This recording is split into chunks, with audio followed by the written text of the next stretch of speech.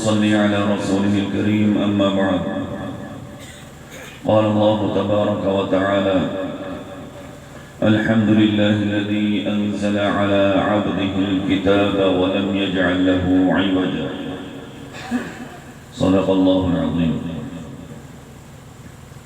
معزز سامعین کرام، 5-6 منٹ کے بعد دعا ہو جائے گی جو مجلس کا اصل مقصد اور مغز ہے اس کو نہیں چھوڑنا چاہیے.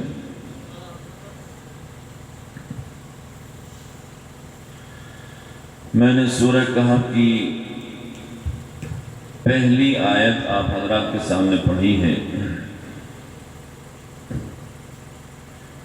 اس آیت کریمہ کے اندر اللہ تبارک و تعالی نے ارشاد فرمایا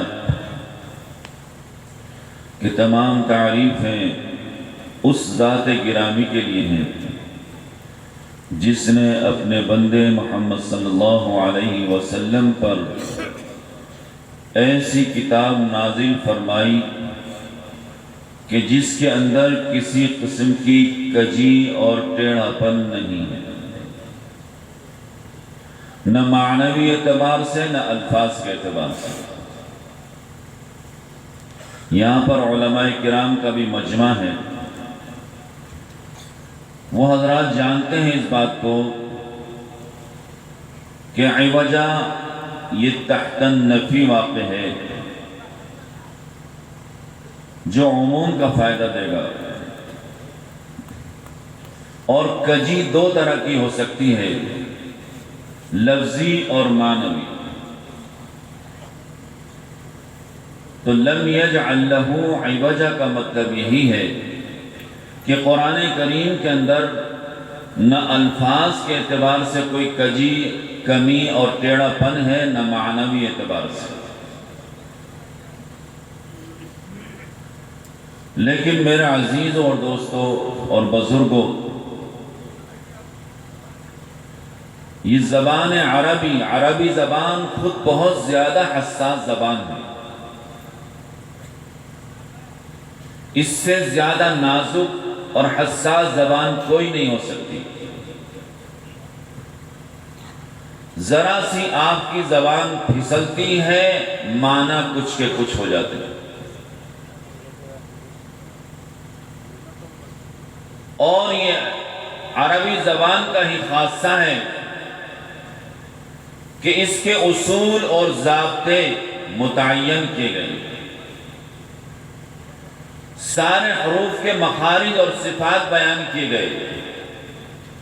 کون سا حرف کہاں سے ادا ہوگا اور کس طریقے سے ادا ہوگا، اس کی ادائیگی میں آواز پست ہوگی یا بلند ہوگی، سخت ہوگی یا نرم ہوگی، موٹی ہوگی یا باریک ہوگی، کس طرح وہ لفظ ادا کیا جائے گا اور کہاں سے ادا کیا جائے گا. اور کسی زبان کی آپ کو یہ خصوصیت نہیں مل سکتی کہ اس کے بارے میں یہ بتایا گیا ہو کہ اس کے یہ اے یہاں سے ادا ہوگا، بی یہاں سے ادا ہوگا، اس کی یہ صفات ہوں گی. کسی زبان میں نہیں بتایا گیا. یہ عربی زبان کی خاصیت ہے کہ اس کے سارے حروف کو بیان بھی کیا گیا کہ یہ حرف یہاں سے ادا ہوگا اور اس کی ادائیگی کا طریقہ یہ ہوگا. بہت سے حروف ایسے ہیں جو ایک ہی جگہ سے ادا ہوتے ہیں، ان کے اندر فرق ہوتا ہے ان کی صفات کے ذریعے سے.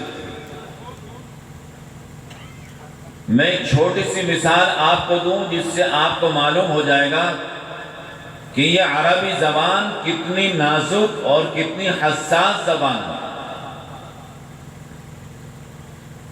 ایک چھوٹی سی صورت، میں یہ سمجھتا ہوں کہ مجمع کے اندر شاید کوئی آدمی ایسا ہو جسے وہ صورت یاد نہ ہو. بہت چھوٹی سی صورت ہے، ہم سب نمازوں میں اس کو خوب پڑھتے ہیں. اِنَّا أَعْطَيْنَاكَ الْكَوْثَرَ. اس کی آیت ہے اگلی آیت فَصَلِّ لِرَبِّكَ وَانْحَرْ. دیکھیے آپ، فَصَلِّ میں صاد ہے. اس کو اگر ہم نے موٹا نہیں پڑھا، اس کی آواز کو ہم نے موٹا نہیں کیا، پر نہیں کیا، تو جہاں سے صاد ادا ہوتا ہے وہیں سے ادا ہونے والا ایک دوسرا حرف سین بھی ہے. تو یہ صاد سین سے بدل جائے گا، سین سے. اور فصلی صاد کے ساتھ فصلی لربک، اس کے معنی ہے اپنے رب کی عبادت کرو، نماز پڑھو. اور آپ اس کو موٹا نہیں پڑھیں گے، باریک پڑھ دیں گے. فصلی پڑھ دیا آپ نے تو اس کے معنی ہو جائیں گے فصلی لربک، اپنے رب کے لیے تلوار سوت لو، اپنے رب کے سامنے تلوار سوت کے کھڑے ہو جاؤ. آگے وَانْحَرْ، وَانْحَرْ یہ ہا ہے، یہ بھی حلق سے ادا ہوتا ہے، ذرا گاڑھا کر کے ادا کرتے ہیں اسے. ایک دوسرا حرف ہے اسی کے قریب، وہ بھی حلق سے ادا ہوتا ہے، وَانْحَرْ ہا. اب وَانْحَرْ کے معنی ہے قربانی پیش کرنا، قربانی کرو، قربانی پیش کرو. اور وَانْحَرْ کے معنی ہے جھڑک دو. تو اب کسی نے سین کے ساتھ اور ہا کے ساتھ پڑھ دیا فَصَلِّ لِرَبِّكَ وَانْحَرْ، کہ اپنے رب کے لیے تلوار سوت لو اور اس کو جھڑک دو. بتائیے کس کے اندر ہمت ہے جو اللہ تعالیٰ کے سامنے تلوار لے کر کھڑا ہو اور اللہ تعالیٰ سے لڑائی لڑے نماز کے اندر؟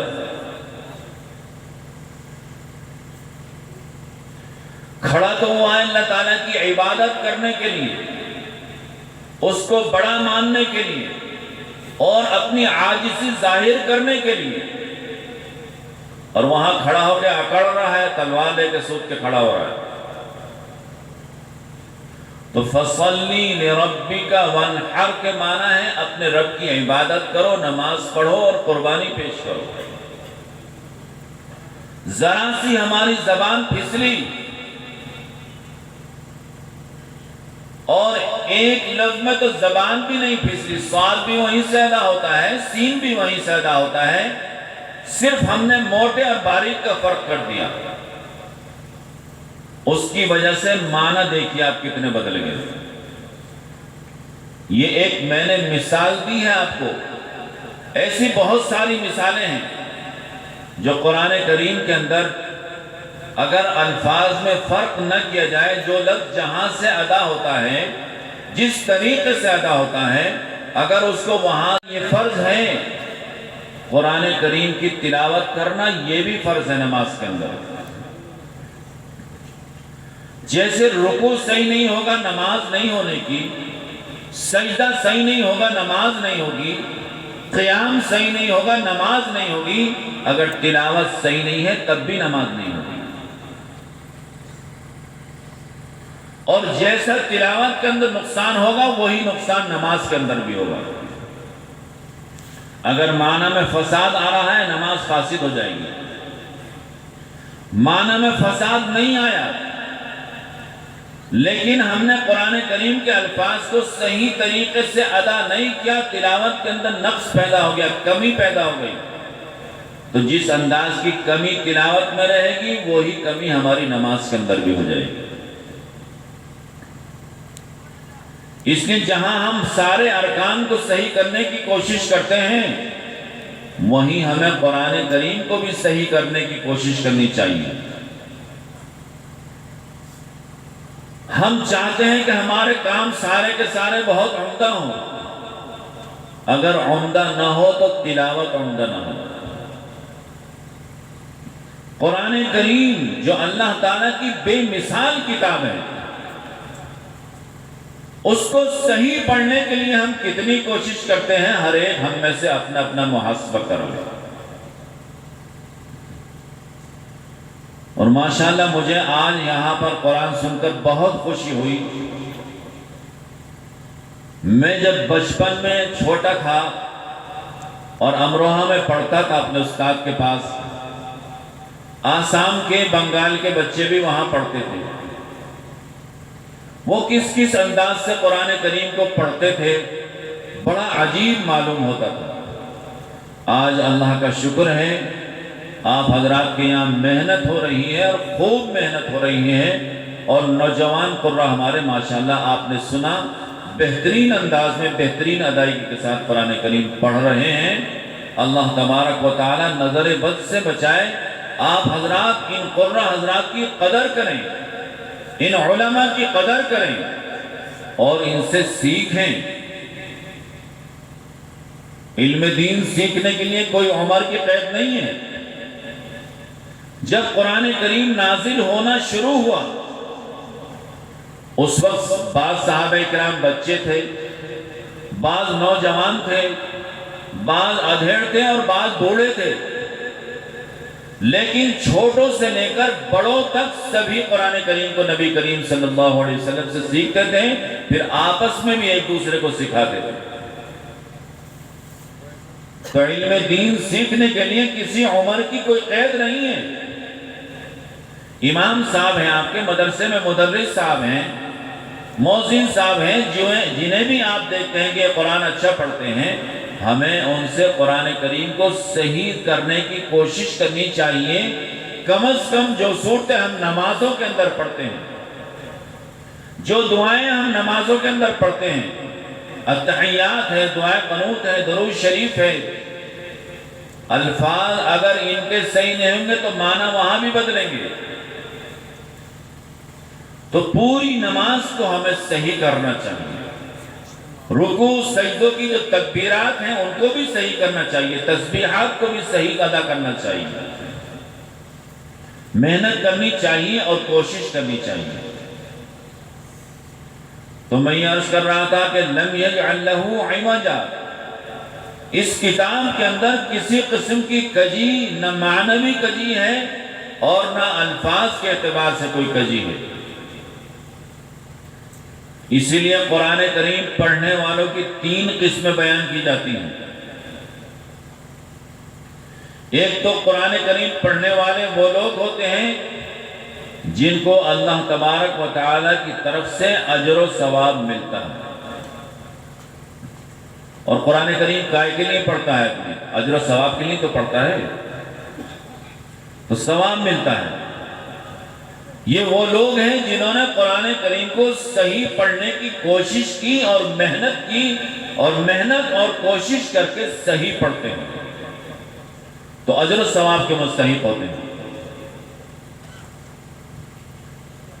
اور ایک قسم لوگوں کی وہ ہے جو قرآن کریم پڑھتے ہیں اور قرآن کریم کی لعنت ان کے اوپر ہوتی ہے۔ اب ظاہر سی بات ہے، چلتے چلتے آپ کا کوئی کان پکڑ کر موڑ دے تو آپ اس کو دعا دیں گے؟ چلتے چلتے چپت رسید کر کے چلا جائے آپ کی، چلتے چلتے بال کھینچ دے آپ کے پکڑ کر، تو جس طرح آپ اس پر ناراض ہوں گے، ایسی جب قرآن کریم کے الفاظ کو کوئی توڑ مڑوڑ کے پڑھتا ہے، الٹا سیدھا ادا کرتا ہے، تو قرآن کریم کو بھی ناگواری ہوتی ہے۔ اور قرآن کریم کہتا ہے کہ جیسے تو نے میرا ناس مارا، اللہ تعالیٰ تیرا بھی ناس مارے۔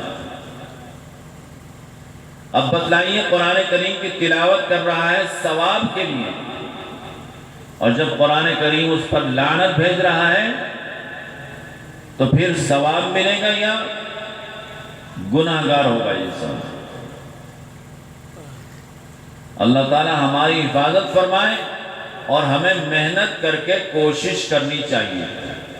تو یہ ایسے لوگ ہوتے ہیں جو کوشش کریں قرآن کریم کو صحیح پڑھ سکتے ہیں، لیکن کوشش نہیں کرتے، محنت نہیں کرتے، لاپرواہی برتتے ہیں، جس کی وجہ سے وہ قرآن کریم کو صحیح پڑھنے پر قادر نہیں، تو ان کو بجائے ثواب کے گناہ ہوتا ہے۔ تیسری قسم ہے معذور۔ کچھ لوگ ایسے بھی ہوتے ہیں تو محنت کرتے ہیں، صحیح پڑھنے کی کوشش کرتے ہیں، لیکن کوشش کے باوجود بعض الفاظ ان سے صحیح ادا نہیں ہو پاتے۔ کوشش کی، محنت کی، لیکن اس کے باوجود صحیح پڑھنے پر قادر نہیں ہو سکے، ایسے لوگ معذور کہلاتے ہیں۔ تو ایسے لوگوں کے بارے میں بھی اللہ تعالیٰ سے امید کی جا سکتی ہے کہ اللہ تعالیٰ انشاءاللہ ان کی کوشش کی وجہ سے اللہ تعالیٰ ان کو ثواب عطا فرمائیں گے، اور آخرت میں ان سے کوئی مواخذہ نہیں ہوگا۔ تو محترم بزرگوں اور دوستوں، جن احادیث کے اندر نبی کریم صلی اللہ علیہ وسلم نے قرآن کریم کی تلاوت کے اوپر ایک ایک حرف کے اوپر 10 نیکیوں کا وعدہ فرمایا ہے اور ارشاد فرمایا ہے، وہ ثواب جب ہی ملے گا جب قرآن کریم کی تلاوت کما حقہ کی جائے، جیسا اس کا حق ہے وہ حق مکمل طریقے سے ادا کیا جائے، تبھی اس ثواب کا انسان مستحق ہوگا، ورنہ وہ ثواب کے بجائے گناہگار ہو جائے گا۔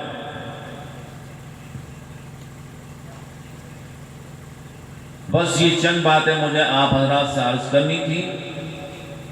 میں قریب میں ہی ایک جگہ ٹھہرا ہوا تھا، پورا دن میں نے الحمدللہ پروگرام بھی سنا ہے، کچھ سویا بھی بیچ میں جب بھی میری آنکھ کھلی میں نے پروگرام کی آواز مجھے آتی رہی۔ بہت اچھے انداز سے ماشاءاللہ بچے بھی قرآن کریم بہت اچھا پڑھ رہے تھے، اور آپ نے دیکھا کہ کچھ بچوں کو انعام بھی دیا گیا۔ تو آخرت کے اندر بھی ان سب کو انعام ملے گا، ایسے ہی پکار پکار کر ان کو انعام دیا جائے گا۔ اللہ تعالیٰ فرمائیں گے کہ فلاں شخص آئے اور جس طریقے سے دنیا کے اندر قرآن کریم کو پڑھتا تھا، اس طریقے سے قرآن کریم کو پڑھتا جا اور جنت کے درجات کو طے کرتا چلا جا۔ یہ انعام ہی تو ہے، اور کیا ہے؟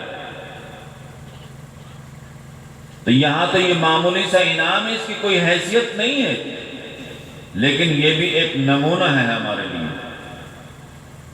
تو میں اور اپنے سب بچوں سے درخواست کروں گا، کوئی بہت زیادہ اچھا پڑھ لیتا ہے، اس کو ذرا نمبر زیادہ مل جاتے ہیں، انعام مل جاتا ہے، تو اس کا مطلب یہ نہیں ہے کہ اور بچوں نے اچھا نہیں پڑھا۔ سب بچوں نے بہت اچھا پڑھا ہے ماشاءاللہ، تو انہیں بھی اور آگے بڑھنے کی کوشش کرنی چاہیے، محنت کر کے آگے بڑھنے کی کوشش کرنی چاہیے۔